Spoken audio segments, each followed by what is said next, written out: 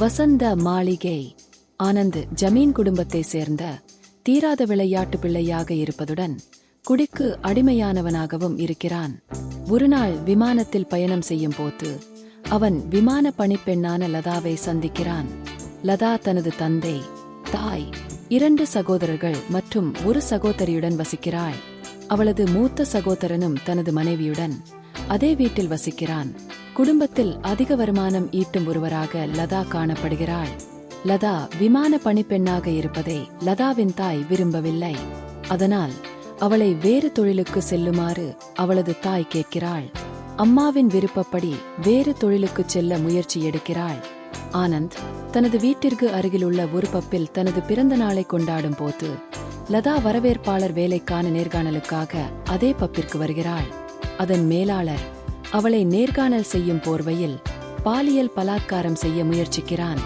லதா அலறுவதை கேட்டு மேலாளருடன் சண்டையிட்டு கிழிந்திருந்த அவளது ஆடையை மறைக்க தனது கோட்டை கழற்றி கொடுத்து லதாவை மீட்டு அவளை அவளது வீட்டிற்கு அழைத்துச் செல்கிறான் ஆனந்த். மறுநாள் லதா முந்தைய நாள் தனது மானங்காக்க தனக்கு கொடுத்த கோட்டை திருப்பித் தர ஆனந்தின் வீட்டிற்கு செல்கிறாள். பின்னர் அவள் அவனிடம் தனக்கு வேலை ஒன்று தருமாறு கேட்கிறாள். அதற்கு அவன் சம்மதித்து அவளை தனது செயலாளராக நியமிக்கிறான். அடுத்த நாள் ஆனந்த் அவளுக்கு தன் வீட்டை சுற்றி காட்டுகிறான். அவள் அவனது தாய், மூத்த சகோதரர் விஜய் மற்றும் ஆனந்தின் அண்ணி ஆகியோரை சந்திக்கிறாள். ஆனந்த் ஒரு தொடர்குடிகாரன் என்பதை லதா விரைவில் அவதானிக்கின்றாள். எனவே தனது வேலையை ராஜினாமா செய்ய விரும்புகிறாள். ஆனால் ஆனந்தின் நடத்தை அவளை சந்தித்ததிலிருந்து சிறப்பாக மாறியிருக்கிறது என்பதனால் வேலையை ராஜினாமா செய்ய வேண்டாம் என வேலைக்காரன் ஒருவன் அவளிடம் கெஞ்சுகிறான். அதனால் அவள் தொடர்ந்தும் பணியாற்றுகிறாள். ஆனந்தின் அண்ணியின் தங்கையை ஆனந்திற்கு திருமணம் செய்வதாக எதிர்பார்த்து கொண்டிருந்தார்கள்.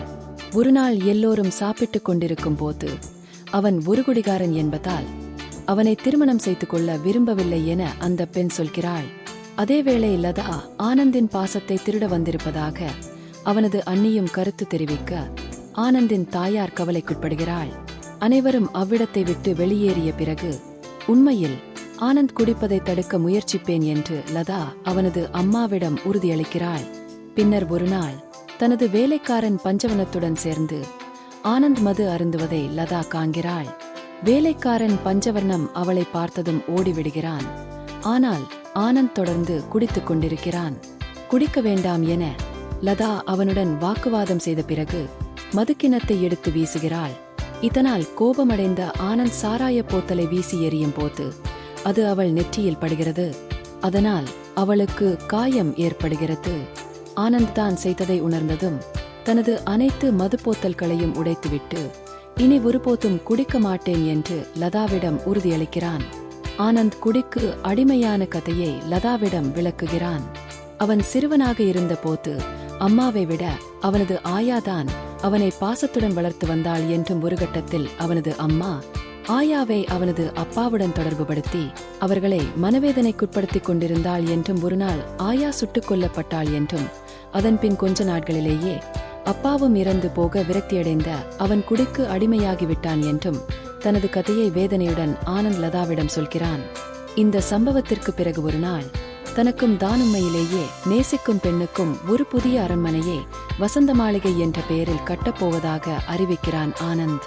அவன் நேசிக்கும் அந்த பெண் யார் என்பதை கண்டுபிடிக்க அவனது குடும்பத்தில் உள்ள அனைவரும் லதாவை தூண்டுகிறார்கள்.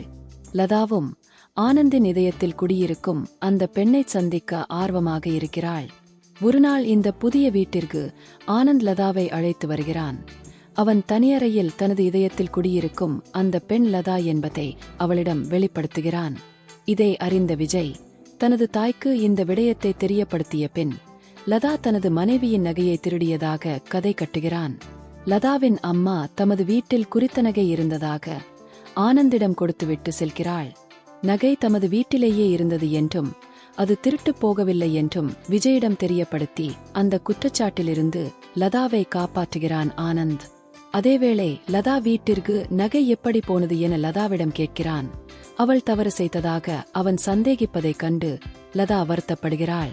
அவள் ஆனந்த் வீட்டை விட்டு வெளியேறுகிறாள்.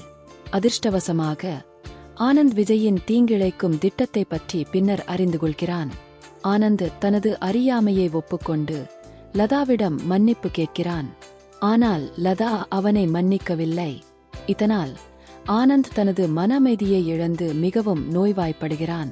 இதற்கிடையில் லதாவுக்கு திருமணம் செய்ய அவளது வீட்டார் ஏற்பாடு செய்கிறார்கள்.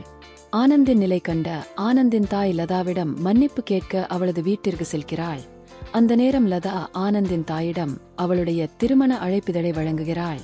ஆனந்தின் தாய் இதை தனது மகனிடம் காட்டுகிறாள். ஆனந்த் திருமணத்தில் கலந்து கொள்ள முடிவு செய்கிறான். திருமணத்தில் அவனை பார்த்து லதா அதிர்ச்சியடைகிறாள். அவள் கருத்து வேறுபாடுகளை சரிசெய்ய அவனை தனியாகச் சந்திக்கிறாள்.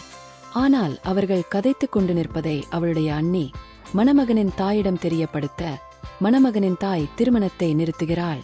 இறுதியில் ஆனந்தின் தாய் லதா ஆனந்தை திருமணம் செய்து கொள்ள வேண்டும் என்று கேட்டுக்கொள்கிறாள். அதன் பின்னர் லதா அரண்மனைக்கு வந்தபோது ஆனந்தின் நிலையைக் கண்டு அவள் அதிர்ச்சியடைகிறாள். லதா அறைக்குள் நுழைந்தவுடன் அவன் சரிந்து விழுகிறான். விரக்தி மற்றும் காதல் நோயால் அவன் விஷம் குடித்திருக்கிறான். மருத்துவமனையில் சேர்க்கப்பட்ட ஆனந்த் குணமடைகின்றானா? ஆனந்தும் லதாவும் சேர்கிறார்களா என்பதுதான் திரைப்படத்தின் மீதி கதை. எஸ். பிரகாஷ் ராவ் இயக்கத்தில் 1972 ஆண்டு வெளிவந்த இத்திரைப்படத்தில் ஆனந்தாக சிவாஜி கணேசன், லதாவாக வாணிசிறி பஞ்சவனமாக நாகேஷ் மற்றும் பலர் நடித்திருந்தனர்.